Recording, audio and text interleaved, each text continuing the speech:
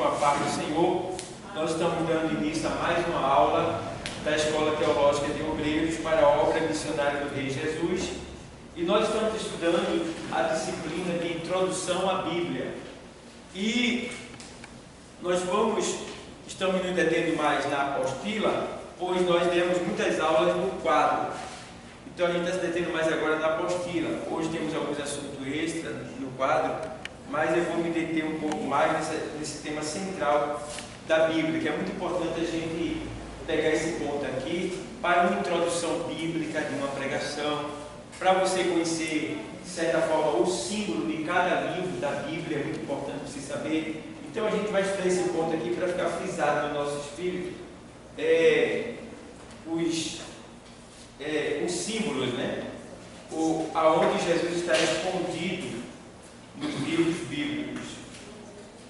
Entendendo, porém, que a gente vai chegar nesse ponto, a Bíblia tem 31.173 versículos.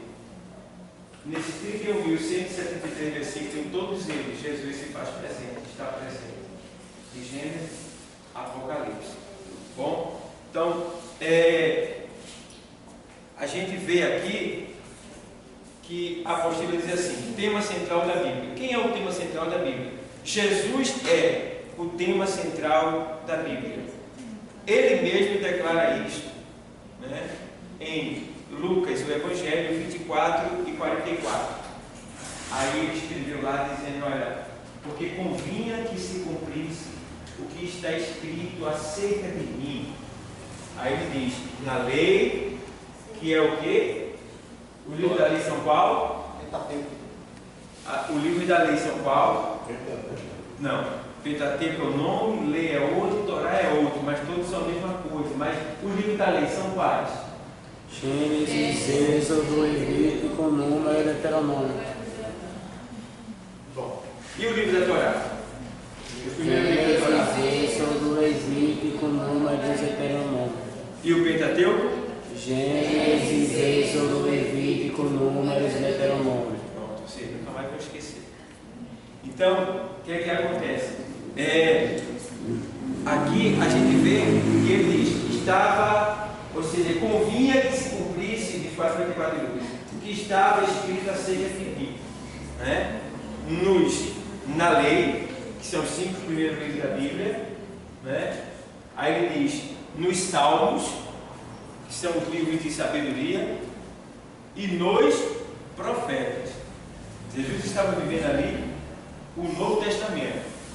Ele estava ali dando carimbo na Bíblia que a gente tem, de Gênesis a Apocalipse. Então ele estava dando carimbo, dizendo: ó, esse é o livro, de Gênesis a Apocalipse. A lei, os Salmos e os profetas, que vai até Malaquias, né? Diz também que vai até a lei dos profetas, durada até João. Mas quando ele se refere ao que estava escrito acerca dele, João estava no Novo. Então, se bem que Malaquias profetizou acerca de João, mas a lei estava falando acerca de Gênesis até Malaquias, que é o último livro da nossa Bíblia, do Antigo Testamento. Vocês estão entendendo? Estão entendendo? Então, de Gênesis até Malaquias, que é o último livro da nossa Bíblia, Jesus deu um carinho dizendo: está aprovado, vou cumprir tudo. E ele cumpriu tudo. De Gênesis a Apocalipse, tá? Então, aí tá aí, 24, 44, entendeu, carinho? E em 5,39 de João, você vê que ele diz: lê aí, né? Examinar as Escrituras, julgando, né? Aí vai, lê aí.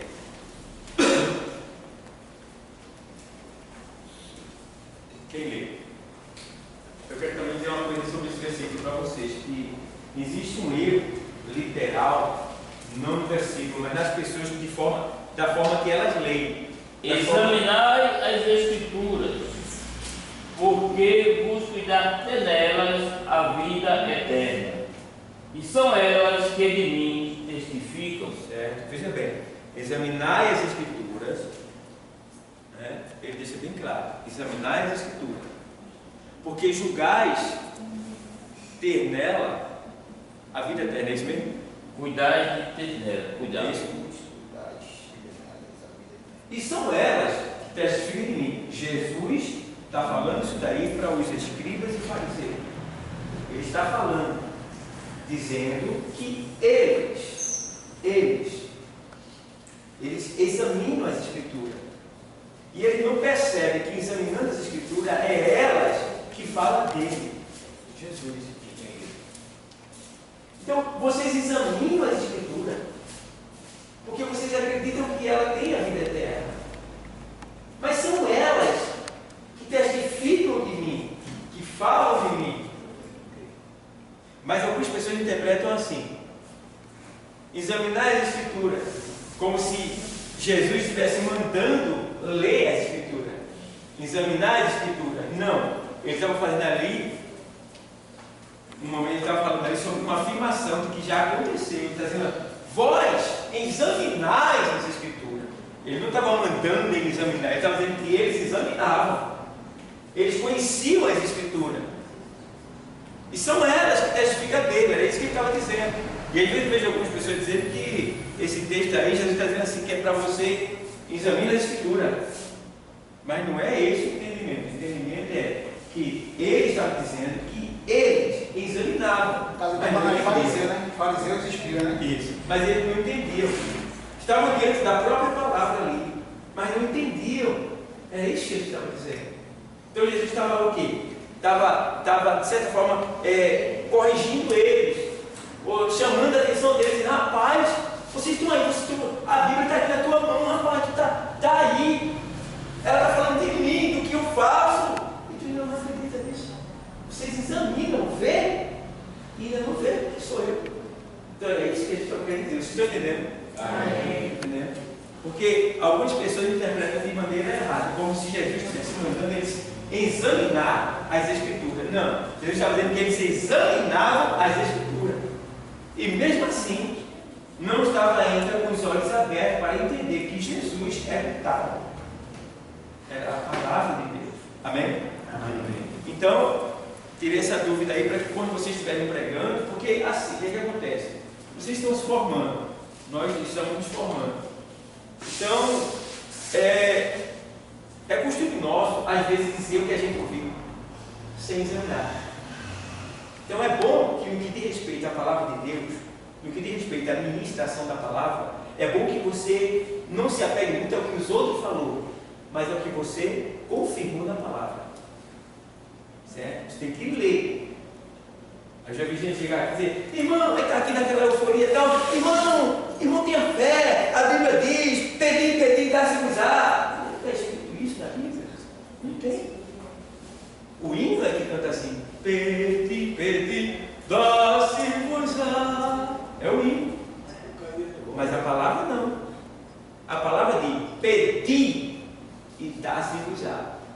Por que não há repetição da palavra? Porque o Senhor disse que quando orardes, não useis de boa repetição, como os gentios, como o povo do mundo faz. Deus não é moço para ter que falar com ele 2 vezes a mesma coisa, basta falar uma vez só. Entende? Então, é isso que a gente precisa entender, para não se deixar levar pela emoção e falar o que os outros falou. Alguns, por não terem conhecimento, recebem e se alegram. E o Espírito Santo até trabalha, faz acontecer, por causa da leiguice, da falta de conhecimento. Mas vocês não. Vocês estão alcançando conhecimento através da Bíblia, através da escola, através dos livros, tá? Então, através da oração, da revelação que vem através da oração, quando você lê e os seus olhos se abrem. Eu estava estudando hoje para vir dar aula e eu chamei você me descobriu um código ali da Bíblia. Código. Eu tinha lido a Bíblia, mas não tinha visto isso ainda. Eu fiquei assim, alegre. Um código que eu vi aqui da Bíblia. Já tem um código para revelar quando estiver pregando nesse assunto. Entendeu? Então, são detalhes de falar. Ô pastor, e quando o pregador diz assim: o cair é do homem, levantado em Deus, é bíblico? Não tem isso escrito na Bíblia. Na Bíblia não tem isso dizendo isso aí, que o cair é do homem, o levantar de Deus. Agora a gente sabe que o homem, lá no livro dos Salmos, diz assim: o justo cairá 7 vezes, né? E o Senhor se compadecerá dele. É mais ou menos isso aí que diz, tá? Então, mas nessa linguagem, não. O cair do homem, levantar de Deus, isso não tem na Bíblia. Certo? Então são linguagens que são criadas por pregadores, tá? E isso aí vai ficando na mente da gente, tá entendendo? É como aquele negócio que diz que quem usa calça vai para o inferno, entendeu? Isso é coisa que está na cabeça da gente, antigamente, entendeu? Quem usa maquiagem vai para o inferno. E eu fui para o inferno, fui levado em espírito, e cheguei lá, eu vi um monte de gente, vi peruca, vi um monte de unha pintada, tudo mentira, tudo fantasia, não existe isso. O sangue de Jesus Cristo nos purifica de quase todo pecado, é isso mesmo? Não. De todo. Se é de todo pecado, meu irmão, como é que alguém foi para o inferno por causa de uma unha vermelha? Está entendendo? Pastor, A gente precisa entender isso daí. Certo, pessoal? Quando a gente trata de palavra de culto, eu mesmo costumo dizer essa palavra, cair é bom, levantar de Deus. Vale ressaltar, é bom a gente estar atento na pregação. Quando ele diz, se ele disser, está escrito na Bíblia, a Bíblia diz que o cair é do homem, o levantar de Deus. A gente justamente está nesse curso para aprender que não está. Então, a partir do momento que o pregador diz isso, aí a gente, opa, peraí, não está. Mas a expressão que o pregador falar certas palavras é uma conotação de como ele queira dizer que realmente o cair é do homem, que a gente cai em pecado. E quem que nos levanta? Deus. Entende? Então é bom a gente ressaltar isso. E foi muito bom a sua colocação. É ficar ligado na pregação. E o que for da Bíblia, quando você instruir, quando você conhece a palavra de Deus, é você dizer dentro de você, isso realmente está na Bíblia. Mas quando não tiver, isso não está na Bíblia não. Entende?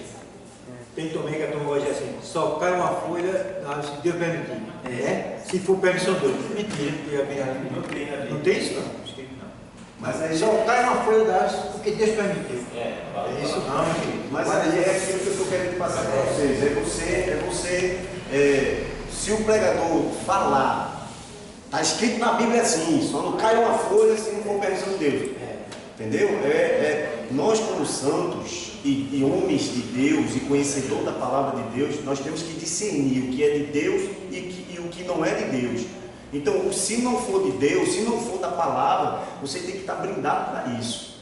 Você tem que olhar para o pregador e dizer, opa, isso não está na palavra não. Então você se blinda com palavras que são profetizadas, que não provém de Deus, que não provém da palavra. Mas muitas das vezes os pregadores usam essas palavras, como o nosso pastor disse, pelo modo de se expressar com a nave da igreja, com a igreja, entendeu? O cair é do homem, o levantar é de Deus, é uma expressão humana, uma expressão nossa.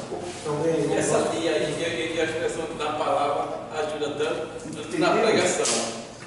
Sempre ajuda, né? Agora, é bom estar instruído para dizer o que está na palavra. Porque a gente tem que pregar de uma maneira, o mínimo que você ministrar, você tem que ministrar de maneira eloquente. Que seja um versículo, mas que ele seja bem aplicado. Bem aplicado. De maneira tal que a pessoa venha entender. Porque a partir do momento que eu falo uma língua que não está... Porque uma coisa é você explicar o texto, uma coisa é você criar um refrão, que essa linguagem é como se fosse um refrão, tá? Então você precisa dizer, explicar. Se você quer falar dessa maneira, fale. Eu prefiro não falar, mas eu sabendo que isso acontece, eu vou dar uma explicação mais real. Digamos, pessoal, eu sei, o homem, ele pode cair, o homem é falho, o homem é fraco, o homem é falível, ele pode cair, mas lembre-se que Deus tem todo o poder para levantá-lo na hora que ele vai responder. Então, você vai criar uma linguística, uma linguagem, certo? Mas se você ficar nesse refrão que se torna, de certa forma, pobre, porque você não deu uma explicação real ao assunto, Então é necessário que você valorize aquilo que você tem na mão, que é o quê? A palavra de Deus e a oportunidade que você está tendo de explicar para as pessoas. Certo? Então é muito bom, porque a gente tem que ler, explicar e aplicar. Isso vai cair lá na homilética, o curso homilética que vem no final. Então você tem que ler, explicar e aplicar. São os 3 sentidos da homilética: ler, explicar e aplicar. Vocês estão entendendo? Amém. Certo? Então, eu lemos. Tá? Agora eu vou explicar o que diz o texto. E agora eu vou aplicar ele à vida da pessoa, a vida da igreja, a minha vida de um modo geral. Vocês estão entendendo? Amém. Então tem que ler, explicar e aplicar. É a linguagem da homilética que vem no final do curso. Mas desde o começo que eu dou homilética, ela vai entrando devagarinho e muitos não estão percebendo, mas você está sendo formado. Então, aí eu só acrescento ao que o presbítero Cid falou, entendeu? Porque tem gente que realmente não tem uma linguística, não tem assim uma dinâmica vocal para se alongar mais na explicação. Mas é bom que você tenha isso. E já que você vai pregar, você tem que ter a responsabilidade de, antes de pregar, você absorver aquilo que você vai pregar. Primeiro você prega para você. Você prega para você. E você tem que entender o que você vai ministrar. Quando você entender, sim, você pode pregar. Se você não entendeu, não pode pregar. Vocês estão entendendo? É isso. Às vezes eu digo, alguns dizem aqui, aí tem uma oportunidade, vou deixar um versículo, aí lê o versículo e não explica nada. Ou seja, não está valorizando o que tem nas mãos. Precisa valorizar. Então, nem você entende, porque você tem um versículo e se entende, ficou só para você. Quando na verdade não é só para ficar para você, é para você dar. Porque a palavra, ela é o fruto que a gente produz. A palavra, ela é o alimento da alma. Então, se eu me alimentei e estou tendo a oportunidade de te alimentar e não fiz isso, eu estou errando. Então, cabe a nós aproveitar as oportunidades, os momentos e aplicar a palavra mesmo, depois de explicar. Amém? Amém. Alguma pergunta? Não. Sim. Quando a gente, por exemplo, tem a oportunidade de louvar na igreja, aí dá a oportunidade, aí você dá o versículo, explica o versículo e louva ou não? Não, se você deu o versículo, é responsabilidade sua explicar aquele versículo. Não é que você vai fazer uma ministração, uma pregação, mas você vai dar ali um parecer sobre aquele assunto que você leu. Diga, ó, você vai aqui, bem popular para você entender. Irmão, antes de louvar, vou ler um versículo. O Senhor é meu pastor, nada me faltará. Aí você vai dizer, irmão, eu não sei o que você está sofrendo, mas você está aqui. Você não é um cão sem dono, tá? Você não é qualquer um. Você pertence ao pastor. E saiba, porém, você tem uma coisa, que o Senhor, Ele é o meu pastor, Ele é o teu pastor, Ele é o nosso pastor. E se você está em falta de alguma coisa, crê tão somente que a providência de Deus virá, porque quem tem o Senhor como seu pastor, nada faltará. Rápido. Está entendendo? É o parecer do texto que você leu. Um exemplo. Tem que dar. Se tem uma oportunidade, tem que explicar. Aí você leu, explicou e aplicou. Certo, pessoal? Entendeu? Entendeu? Porque é de classe, né?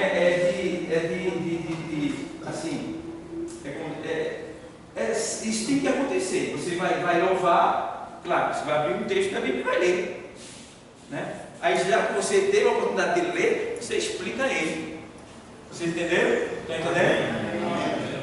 Então aqui a gente vê agora sim. Então vamos lá. O que é que acontece? Nos 31.173 versículos que existem na Bíblia, de Gênesis e Apocalipse, o que é que acontece? Jesus, ele aparece em todos eles. Sempre porém uma coisa, que Jesus no Antigo Testamento, ele não aparecia. Ele não aparecia como Jesus. Ele aparecia como o anjo do Senhor. Muitas vezes. Tá? E Jesus, ele aparecia de maneira, digamos assim, simbólica. Digamos, Vou mostrar Jesus lá em Jó.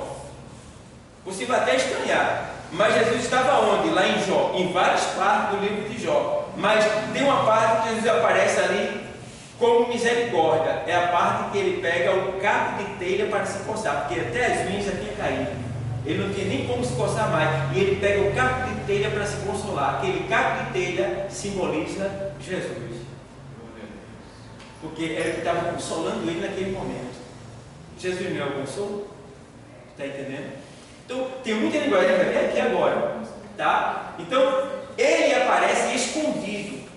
Tem uma hora que Jó não conhecia Jesus, não tinha entendimento nem compreensão do Novo Testamento, de que Deus era o Deus Elohim, 3 pessoas, tá? Mas ele diz assim: olha, eu sei que o meu Redentor vive. Quem é o Redentor? Jesus. Ele diz, vive. Aí ele ainda diz mais assim: e que por fim se levantará. Ele está falando de quê? Da ressurreição. Por fim se levantará ao meu favor. Veja Jó falando de Jesus sem falar o nome dele ali naquele momento.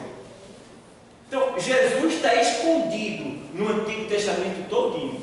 Ele está escondido, tá? Ele só vinha aparecer no Novo, certo? Então a gente vai ver ele agora escondido aqui, nesse livro que está aí na apostila. A gente vai ver agora.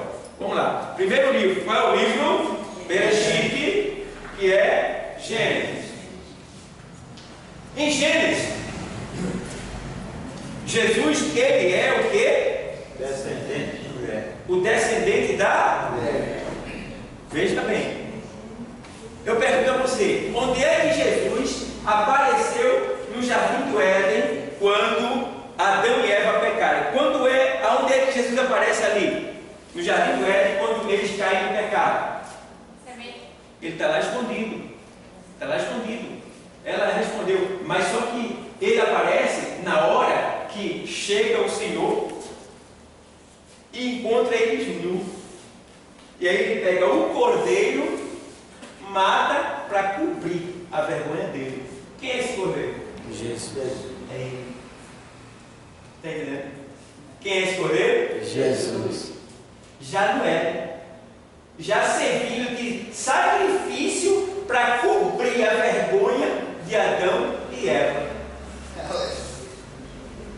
Está entendendo? E aí ele vem aparecendo escondido, sem ninguém saber. Quem tem a visão é a gente agora, do Novo Testamento, essa geração. Tá? Porque o Senhor ele sempre aparecia, sempre estava presente, em todos os momentos. Então ali, ele é o descendente da mulher. Então, pelo fato dele ser descendente da mulher, existem algumas coisas que aconteceram, a gente precisa estudar a Bíblia, aí a gente descobre, por exemplo, por que Caim matou Abel? Alguém só diz que foi inveja. Mas inveja do quê? Porque o Senhor recebeu o sacrifício de Abel e o dele não? Tinha outra coisa mais por trás disso ainda. Tinha o sacrifício dele que não era recebido de Caim, e tinha um porém que era pregado por Adão, seu pai, que todo mundo, ele pregava sobre o paraíso, como era o paraíso, e todo mundo acreditava que sendo obediente e fazendo obra de justiça e adorando o Senhor, poderia ter a oportunidade de voltar para o paraíso. Então, quando Abel apresenta a oferta e é recebida com fogo, e Caim não foi a dele, Caim disse: Abel vai voltar para o paraíso. Abel ganhou a oportunidade. Então existe essa explicação por trás dos textos, que você só vai descobrir estudando livros, buscando conhecimento, tá? Então existe essa explicação que deixa bem claro, porque eu estava estudando sobre Caim, o fato da marca de Caim, eu estava estudando, né? E eu descobri que a marca, tem muitas pessoas que pensam que é uma marca na testa, tem toda essa fantasia, né? Na verdade, a marca diz que qual era o maior privilégio do homem? Era ser servido, tá? E naquele tempo, o Caim, ele tinha um dos melhores ofícios daquela época, que era o quê? Agricultor. ele plantava. E a terra lhe dava em abundância. Se já no tempo de Moisés, a terra doente, um cacho de uva era 2 homens para carregar, imagina no tempo de Caim e Abel, como era o cacho de uva. Então, a partir do momento, Deus deu a sentença para Caim, e dali por diante, Caim, ele teria essa marca, não era a marca da maldição, que deixava bem claro que jamais alguma coisa iria servir a ele. Por isso que ele diz assim, e eu serei daí, quem pegava de matar. Por quê? Ele não tinha mais como trabalhar. A terra ia negar a ele. A maldição é que se ele plantasse, ela não ia brotar, porque ele manchou a terra de sangue, o primeiro sangue derramado. Então, tem todo esse processo para explicar a razão dele ter matado Caim, a marca dele, tem todo esse processo. Então, as pessoas criam muitas ideias, mas só na sala de aula que a gente começa a entender a realidade de tudo isso, o que é que está acontecendo lá do outro lado. Certo, pessoal? Então, é muito importante. Aí, a gente vê aqui que ele é o descendente da mulher. Jesus aqui é o descendente da mulher. Jesus chega a Deus e dá a palavra: de ti nascerá um, né, que esmagará a cabeça de serpente. E ele começa a explicar ali em Gênesis. Então, aparece quem? Jesus, no sentido simbólico, tipológico, cordeiro, e Jesus no sentido da palavra, o descendente. De ti nascerá um. Vocês estão entendendo? Amém. Vamos lá. Segundo livro do Êxodo. Ele é o quê? Cordeiro pascual. Ó, já começa a ficar mais visível.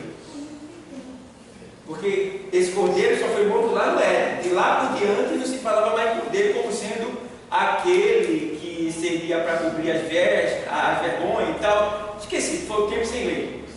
Mas quando chega aqui em Êxodo, depois do Gênesis, ele aparece como sendo o cordeiro pascual. Porque o Senhor mandou que matasse para comer, para derramar o sangue. Aquilo ali já era um tipo mostrando que era necessário que para que eles fossem libertados e salvos, alguma coisa, o sangue tivesse que ser derramado. O sangue tinha que ser derramado. E o sangue seria esse, o sangue do cordeiro, o sangue de um animal servado ali, preparado de um ano. Porque um ano e um dia ele já não é mais cordeiro, ele já tem desejo sexual. Então tem que ser de um ano. Por isso que Jesus é o Cordeiro de Deus, porque Jesus não tinha desejo sexual. Ele foi tentado na sua sexualidade, mas não se deixou usar. Certo? Por isso que ele é o Cordeiro de Deus. Ele não pensava nisso, ele não desejava isso. É por isso que ele chama de o Cordeiro de Deus. Porque o Cordeiro, ele tem que ter no máximo um ano. Um ano e um dia ele já não é mais Cordeiro. Porque enquanto ele é Cordeiro, ele tem um ano, ele não deseja a fêmea. Entendeu? Vocês estão entendendo? Amém. Por isso Jesus ele é o Cordeiro de Deus, certo? Que tira o pecado do mundo. Porque todo mundo tinha um animal servado. Quem era muito pobre tinha uma pombinha, tinha uma rolinha, né? Tinha algum animal servado para apresentar em prol do seu pecado. Os que podiam tinham até boi, né? Lá, né? E outros que tinham ovelha, tinha bode, daí vai. Cada um tinha o seu. Então Jesus ali ele deixa bem claro, a palavra deixa bem claro ali que esse cordeiro pascual da Páscoa era Deus já querendo mostrar para eles que essa salvação, para essa salvação acontecer, seria necessário derramar sangue. Tá? E aí eu acho interessante que você pega e ele diz que o sangue vocês comem ele assado. Por que assado e não cozinhado? Porque cozinhado é em água, a água refresca, por mais quente que seja, ela não é tão danosa como o próprio fogo. Então o cordeiro tem que ser assado. Por quê? Jesus, ele tem que ser assado também. Ele não foi para o inferno no nosso lugar? Está entendendo o símbolo das coisas? Tem que ser queimado, assado. Tá? O sangue derramado para passar na veiga da porta. Esse sangue lá era na veiga da porta para que a morte não entrasse. Hoje, esse sangue aqui da ceia, ele é passado na veiga da porta. que é a boca. É a porta por onde sai e por onde entra. Está entendendo? Então aquele sangue que passaram na porta lá, hoje é passado na nossa porta aqui. Quando a gente toma o sangue, a gente está se precavendo sobre a morte, está tendo vida. Vocês estão entendendo? Estou falando para vocês no sentido que a gente vai estudar sobre essas questões da linguagem bíblica. Tá? Eu estou acrescentando isso daqui ao assunto da apostila. Eu estou lendo, explicando e aplicando para vocês entenderem. Certo, pessoal? Então vamos lá, vamos adiantar. Aí vai, lembra o cordeiro. Cordeiro. E aí vamos lá agora para o terceiro. Levítico. Ele é o quê? Sacrifício. Eu até trouxe um livro aqui que eu vendi aqui, ele já acabou, depois a gente vai comprar mais, que é esse aqui, ó. Muito bom. Ele explica o que é o cordeiro, o que é o peixe, o que é o cravo, o que é a coroa, o que é a taça, o que é o pão, o que é a pomba. Ele começa a dar as tipologias bíblicas. A gente precisa muito disso. Tipologia bíblica. Aí ele fala, ele usa o livro de Levítico para explicar. Muito bom esse livro. A gente vendeu aqui, já acabou, mas depois a gente vai comprar mais para trazer para a escola. Esse aqui também, ó, sombras, tipos, mistérios da Bíblia. Aí mostra essas coisas que estão ocultas por trás da letra, como já expliquei para vocês. Por trás de cada letra existe um espírito, existe uma explicação oculta que você só vai adquirir pela espiritualidade e pela busca. Oração, espiritualidade e busca, certo? Então a gente precisa dessas ajudas extra-bíblicas. Se você não tem isso, você vai ficar sem informação, certo? Porque só a Bíblia não basta. A Bíblia, ela é o instrumento principal, mas para explicar a Bíblia a gente precisa de recursos, certo? É por isso que muitos pastores que têm condição, muitas pessoas que têm condição, vão para Israel, para pisar na terra, para ir por onde Jesus andou, para conhecer lá as terras por onde Jesus andou, onde aconteceu os fatos, né, bíblicos, para poder pregar e dizer, eu estive lá, isso agora é assim, mas nesse tempo era assim. Fica uma pregação mais real.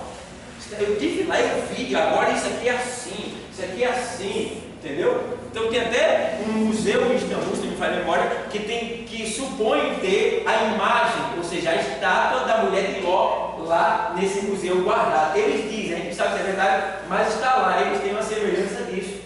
Tá? Então tem tudo isso que a gente só vai conhecer através de buscas, livros, informações extras bíblicas. Tá? É muito importante isso para a gente se assim, aperfeiçoar no conhecimento e realmente ganhar mais vida, ganhar mais almas. Ganhar mais almas. Eu tenho estado no estágio, graças a Deus, que quando eu prego para alguém, graças a Deus, glória a Deus, pelo fato de eu procurar buscar, porque isso não é eu, é Ele. Né? Então, pelo fato dele estar em mim, e quando eu pego ele que está em mim e faço para a pessoa se sente convencida e até deseja vir aqui. Outros se convertem, passam a ser aquela pessoa que, como se estivesse me seguindo para pedir conselho, essas coisas. Isso é bom, mas por que isso acontece? Porque você adquire o conhecimento, e é isso que Deus quer. Através de você, salvar vidas, mudar histórias, assim como mudou a sua. Está entendendo? Amém? Amém? Então, ó, vamos lá, o quarto é o quê? Número. Ele é o quê em número? A rocha. Em número ele é a rocha. Ah, eu gostei disso aqui, eu devia ter dito aqui. Parei, mas olha, foi. Passei umas 3 horas, só nesse tempo, umas 3 horas eu passei nessa rocha aqui. Porra, mas é muito gostoso. Como eu digo, não. Não, é isso mesmo? É o que, rapaz? E eu lá, quase chorando da alegria. Rapaz, tá. A gente vê o quê? A gente vê por que alguns dizem que Moisés não entrou na terra prometida, porque ele feriu a rocha 2 vezes.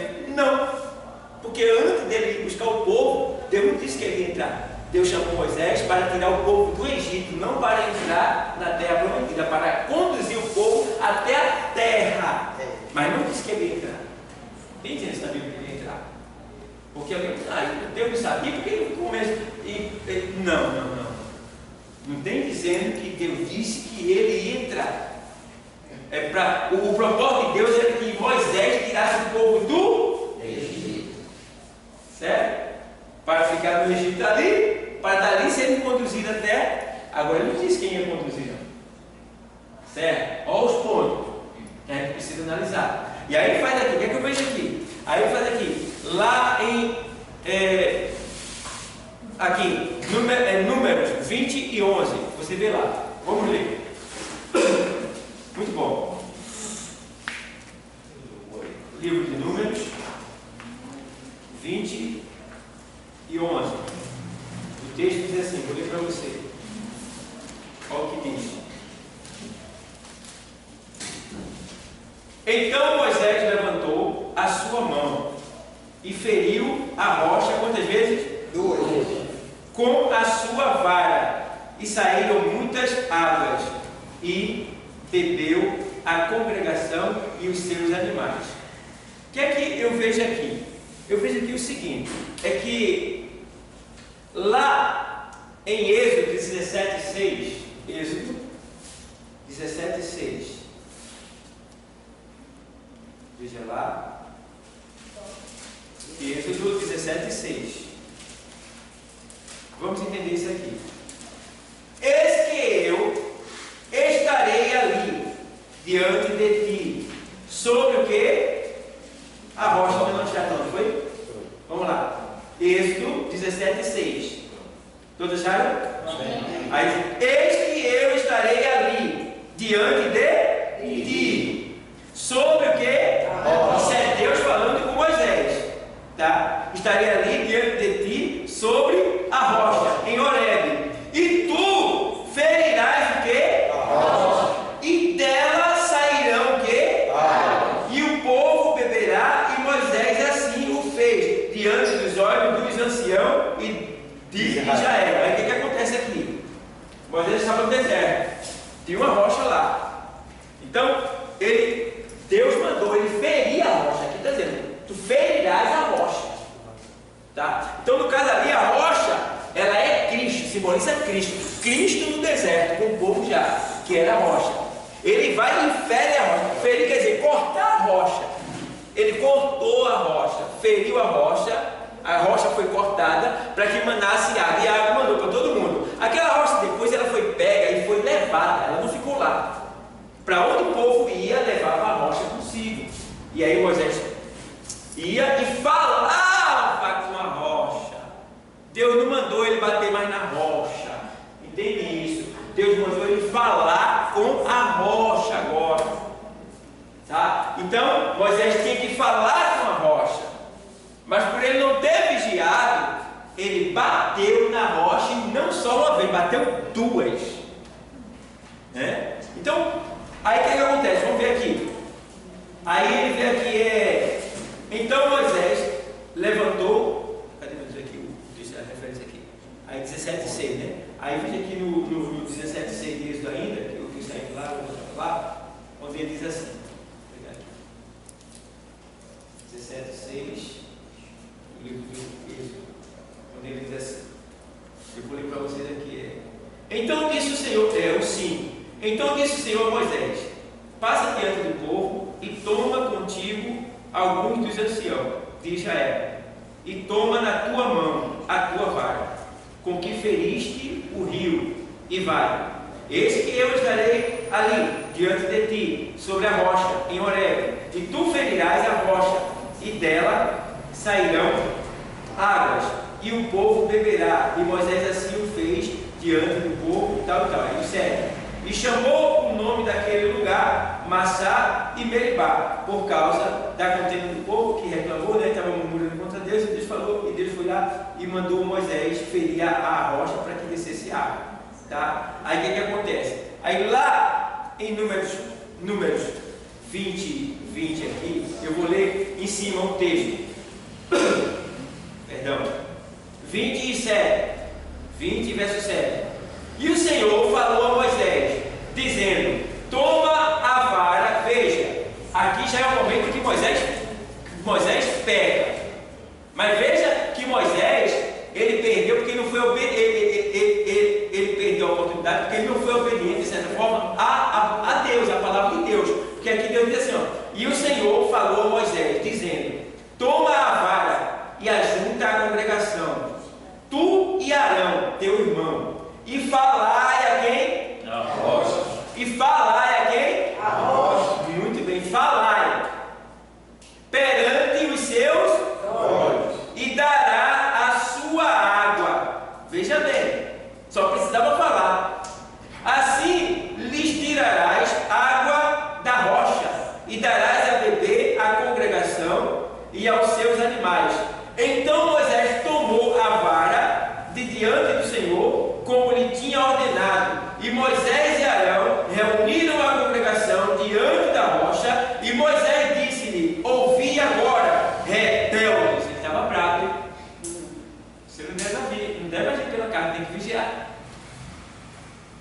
Tem que vigiar. Cuidado. Porque se você for fazer a obra de Deus mal-humorado, com raiva, bravo, não vai dar certo. Vai ter prejuízo aí. Tem que pedir a Deus para lhe dar sabedoria, para que você possa saber lidar com a situação e assim sair tudo conforme o coração de Deus. E aí ele vai o quê? E a congregação e os seus animais. Então Moisés levantou, verso 11. Então Moisés levantou a sua mão e feriu a rocha. Quando ele diz no 10, vou ler o 10. E Moisés e Arão reuniram a congregação diante da rocha. E Moisés disse-lhe: ouvi agora, rebeldes, porventura tiraremos água desta rocha para vós? Aí, então Moisés levantou a sua mão e feriu a rocha 2 vezes com a sua vara, e saíram muitas águas, e bebeu a congregação e os seus animais.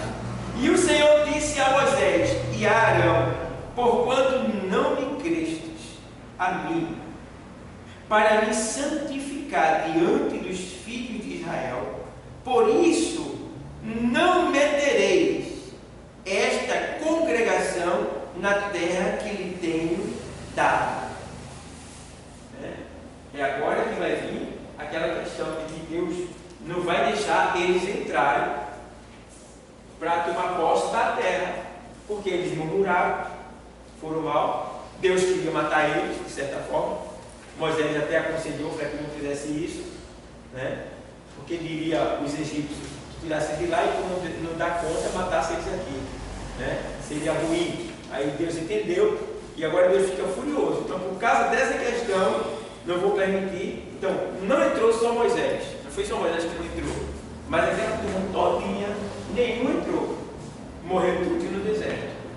Quem entrou foi os que vieram depois dele, descendência deles, tá? Os que não pecaram contra Deus, descenderam deles, mas eles que pecaram não entraram na terra prometida. Deles, da época deles, os que entraram na terra prometida foi só Josué e Caleb e a descendência dele. Quem pensou em todas as pessoas, né? Só entrou Josué e Caleb, não, entrou Josué, Caleb e a descendência deles. Todos que tinham de 20 anos para baixo entraram, e os que nasceram depois. Mas ele não, eles morreram no deserto. Por quê? Porque murmuraram contra o Senhor, e a murmuração dele, o pecado dele foi tão terrível que Moisés se deixou envolver, não aguentou e também cedeu. E aí cometeu esse erro e todo mundo perdeu a oportunidade. Então, vocês estão entendendo? Amém. Estão entendendo? Alguma pergunta? Aí, no caso, em 1 Coríntios, capítulo 10, 4, ele afirma. Muito bem. Aí, lê o 10 e 4. E beberam todos uma mesma bebida espiritual, porque bebiam da pedra espiritual que os seguia, e a pedra era Cristo. Entendeu o mistério? Quem era a pedra? Cristo. Escondido lá, matando a sede do povo. Aí em 7,37 de João, ele se revela, dizendo isso aí. 37 e 38, ele abre os braços, e grita. Estava acontecendo a festa do templo, a água estava sendo derramada para lavar a escadaria, para purificar, e aí, enquanto todos estavam voltados para aquela água que estava lavando ali, aí ele vai e diz isso aí. 7,37. 37,38. 7,38. Quem crê em mim, como diz as Escrituras, rios de águas vivas correrão sobre o seu O peito. 37 diz. 37 e 38. 37. E no último dia, o grande dia da festa, Jesus pôs-se em pé e clamou dizendo: se alguém tem sede, que venha a mim e beba. Quem crê em mim, como diz as Escrituras, rios de águas viva fluirão do seu ventre. Sobre o seu ventre. Seu ventre. Esse rio de água que fluirão do seu ventre se refere ao Espírito Santo. Que ele seria um cheiro ao ponto de derramar pelo poder do Espírito. Mas aí tem a indagação: quem crê em mim? Quem crê em mim.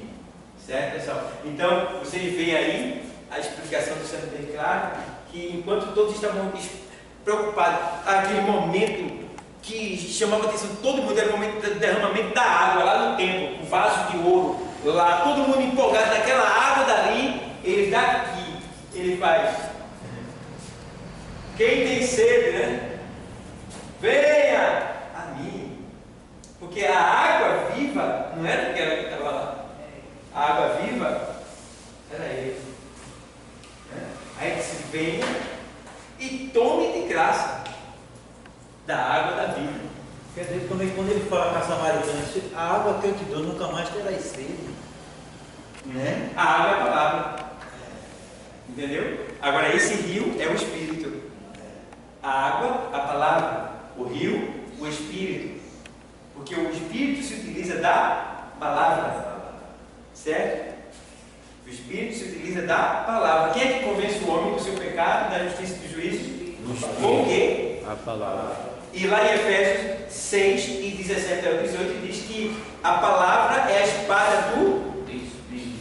Certo? É a palavra que o Espírito usa para cortar o pecado e separar o homem. Entendeu? Amém? Amém. É tremendo, né? É muita. Né? Então a gente começa a entrar na dimensão gostosa. Tá? Então é muito bom a gente. Aí tem mais coisa que Deus mostrou aqui. Eu disse: rapaz, mas vamos deixar para outro ocasião. Vamos lá. Aí vem.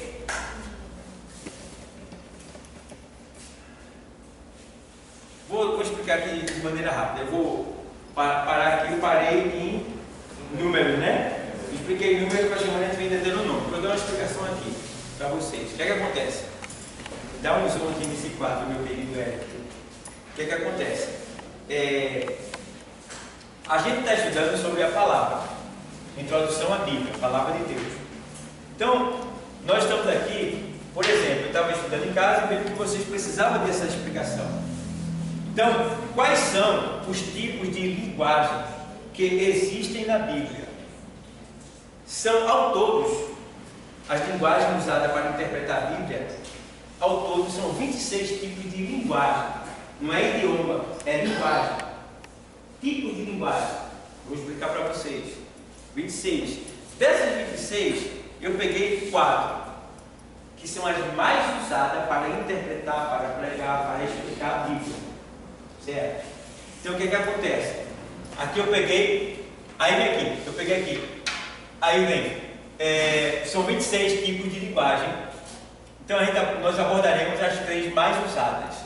Então, esses 3 aqui, essas 3 aqui, esses 3 métodos são mais usados. São eles. Aí vem tropologia, né? Tropologia, tropos, vem do latim, logia do grego, né? E juntando tudo a gente entende que é o estudo, porque tropos também tem a ver com logos, é equivalente a logos. Logos no grego é equivalente à palavra. Então, aqui se refere a ensino da palavra, né? Então, esse tropos, que também vem do latim, equivale ao quê? Por exemplo, aqui vem uma das linguagens usadas para interpretar a Bíblia e para explicar, para você entender ela. Deve ser, que a gente lê aí, é a literal. Uma das linguagens utilizada na Bíblia, que a gente usa na Bíblia, uma delas é a literal. Então, por exemplo, um texto na Bíblia que você lê que ele é literal. Aí eu coloquei aqui. Quer? Qual? Os 10 mandamentos. Muito bem. Aí lê aí os 10 mandamentos.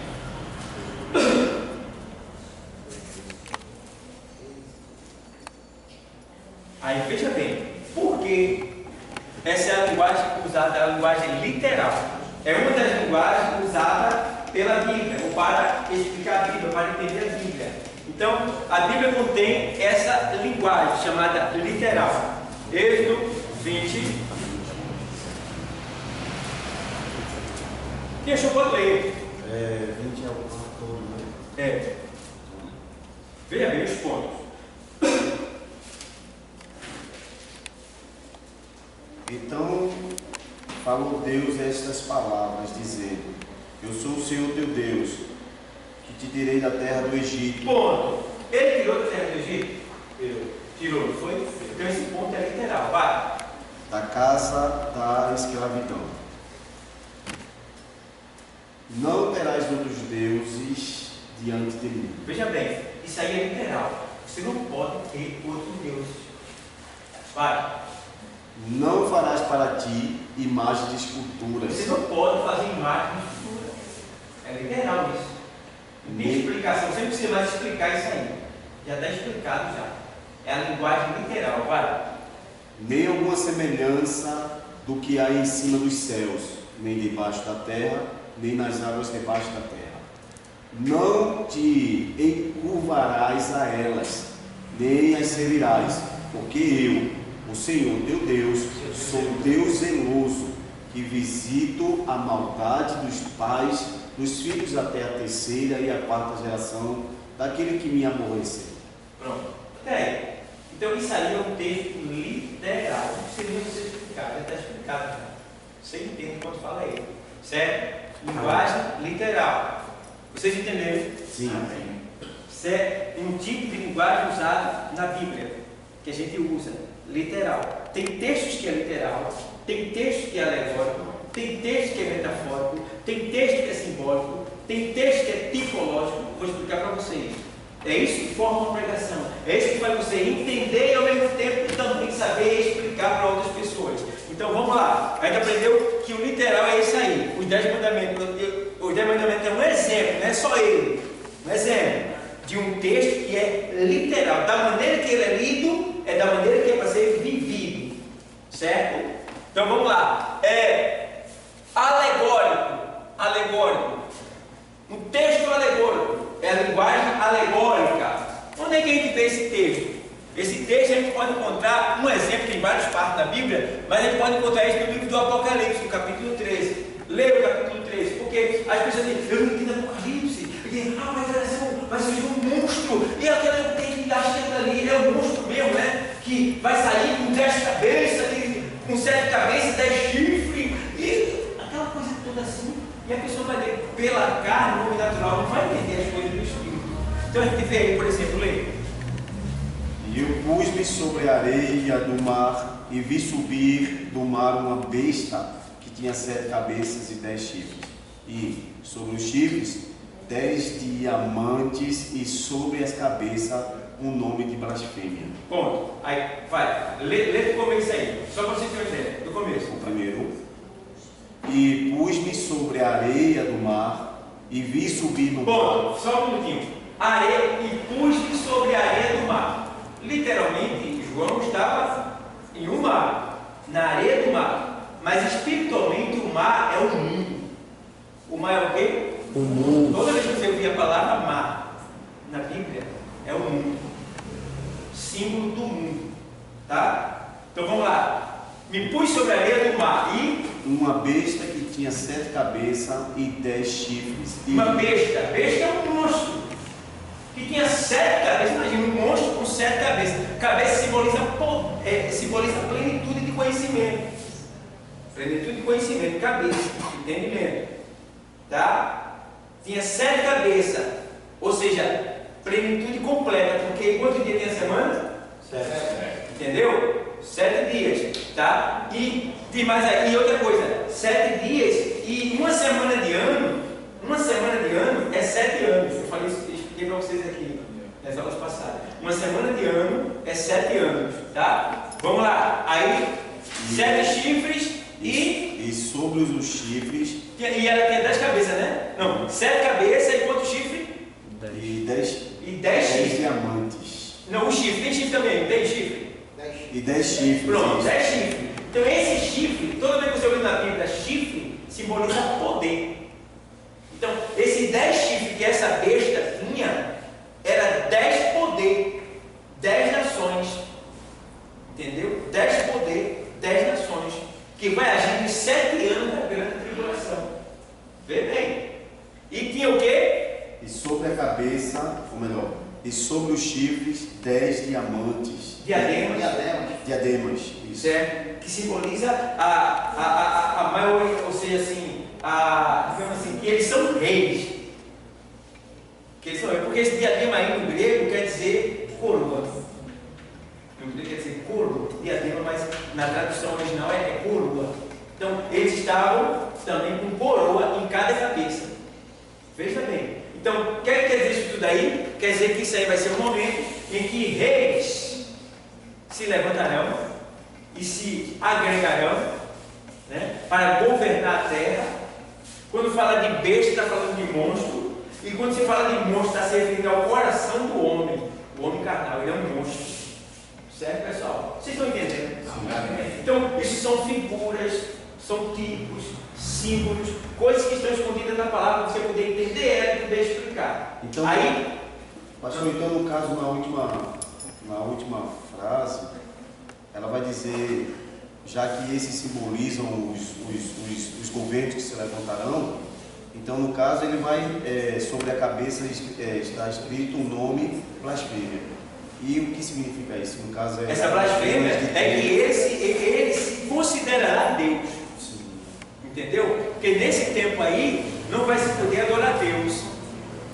Tá? Não vai se poder adorar Deus. Eles vão se achar Deus. Entendeu? É isso que acontece. Então essa blasfêmia é que tem negócio de Deus, não.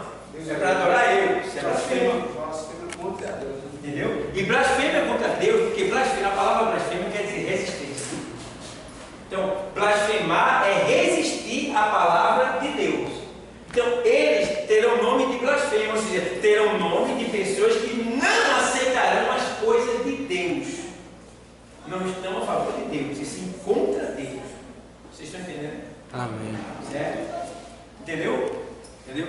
Então, veja bem, falei sobre a literal, falei sobre a linguagem alegórica, o alegórico, né? Alegoria, enfeite, né? Então, o livro do Apocalipse ele é enfeitado disso, de símbolos, né? De alegorias, que você tem que dar no Espírito para entender. É aí que eu digo para vocês, que vocês aprendem esses símbolos aqui, ó. Tá vendo? Sombras, tipos, mistérios, tá? Nesses daqui, ó, tipos. É nesse livro que vocês aprendem, que a gente aprende também, certo? Aí vem agora outra linguagem, figurada ou tipológica. O que é figurada ou tipológica? É uma figura semelhante àquela mais à frente. Algo aqui que parece com aquilo ali. Tipologia é um tipo de uma pessoa. Por exemplo, a gente vê lá em Gênesis 22. Fala de quê? Estou terminando. E aconteceu depois destas coisas que tentou Deus a Abrão e disse-lhe: Abrão, e ele disse: eis-me aqui. E disse: toma agora o teu filho, o teu único filho, Isaque, a quem amas, e vai-te à terra de Moriá, perdão. E oferece ali em holocausto sobre uma das montanhas que eu te direi. Então se levantou Abraão pela manhã, de madrugada, e albardou o seu jumento e tomou consigo 2 de seus moços e Isaque, seu filho, e feriu lenha para o holocausto, e levantou-se e foi ao lugar que Deus lhe disse. Ao terceiro dia levantou Abraão os seus olhos e viu um lugar de Iorque, e disse Abraão aos seus moços: ficai-vos aqui com o jumento, e eu e o moço iremos até ali, e, havendo adorado, tornaremos a vós. Bom, então aí o que acontece? Tem mais adiante que vai mostrar o momento em que ele vai sacrificar, né? Ele vai sacrificar Isaque, amarrar ele, vai sacrificar. Quando ele vai sacrificar, a gente entende pelos originais, a Bíblia não diz aí, não diz, é por isso que a gente precisa buscar conhecimento fora. Tá? Não diz, porque a Bíblia só fala o acontecimento, mas em detalhe, a gente precisa se inteirar através de livros de conhecimento, de busca. Quando ele levanta, Abraão ia matar mesmo. Só que, quando diz assim, não faça isso, vem um anjo, no original diz que um anjo faz isso nele assim, ó. Assim, vê só, que ele ia sacrificar mesmo, é por isso que ele é o pai da fé. Porque ali é um tipo,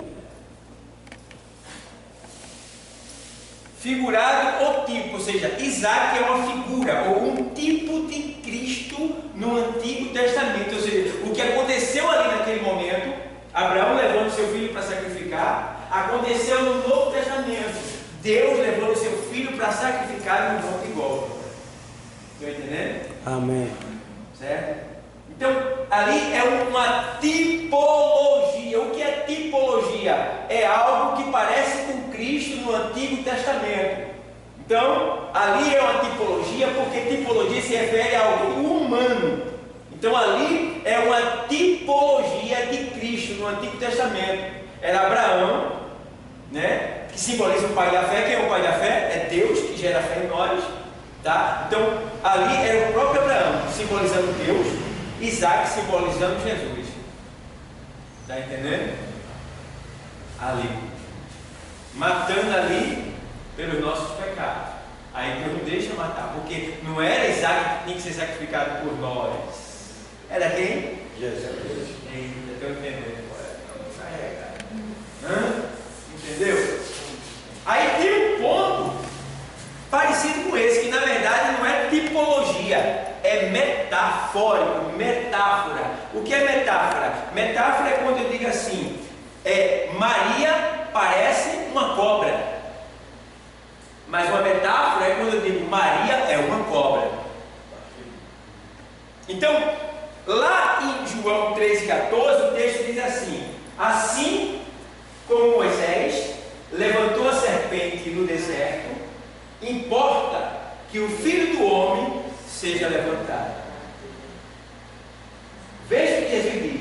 Assim como quem? Serpente. Como quem? Serpente. Não, assim como quem? Moisés. Assim como Moisés levantou a serpente. Vocês se lembram do episódio da serpente? O pessoal pecou contra Deus. Deus mandou serpente venenosa, picava o povo morria. Recorreram a Moisés, pediram ajuda a Moisés, que simboliza Deus. Aí Moisés vai e fala com Deus. Deus diz: faz uma haste, coloca uma serpente. Aí Moisés vai, agora faz uma haste e coloca uma serpente lá. E quem olhar para a serpente será curado da picada da serpente. Aí a gente vê a imagem aí. A serpente não pode tipificar Cristo, né? A serpente não pode tipificar Cristo. Mas a serpente é o alvo que iria picar Cristo também, né? E está picando o povo, que mata o povo. Então o que acontece? Moisés diz assim: ó, quem olhar para a serpente será curado. Aquilo ali era uma metáfora, ou seja, uma comparação do que ia acontecer no Novo Testamento. O que é que ia acontecer no Novo Testamento? As pessoas, ou seja, Jesus Cristo iria ser levantado e pregado em madeiro também. E quem fosse picado pela serpente, quem é a serpente? Quem é a serpente? Satanás. Quem é a serpente? Ele pica o homem. O homem está tudo envenenado, está tudo picado, todo mundo do mundo está picado por Satanás. Tá? Aí pica o homem, mas quando o homem chega picado e quase morrendo, e olha para quem? Jesus. Autor e consumador da nossa fé. Ele é curado. Está entendendo? Aquilo aí é um tipo de símbolo ali. Não é um tipo, mas é uma comparação. E o próprio Jesus usa essa metáfora para dizer: olha, assim como Moisés levantou a serpente lá no deserto, assim importa que o Filho do Homem seja levantado. Vocês estão entendendo? Amém. Alguém tem alguma dúvida? Então, está explicado, né? Então, há 26 tipos de linguagem para a interpretação da Bíblia, certo? Então, quem a gente já viu esses textos aqui, existem uma grande importância em aplicar esses métodos no estudo da Bíblia Sagrada para que o conteúdo seja o quê? Entendi. Olha, vocês estão entendendo? Amém. Pronto. Então, tem alguma pergunta a fazer? Alguém tem alguma dúvida? A hora é essa. Alguém tem alguma dúvida, alguma pergunta a fazer? Não tem? Então, paramos aqui. Quero agradecer a Deus, a todos que estão nos assistindo pelo YouTube. Tá? Deixa teu like aí para nos ajudar. Compartilha esse vídeo. E muito obrigado a todos e a paz do Senhor.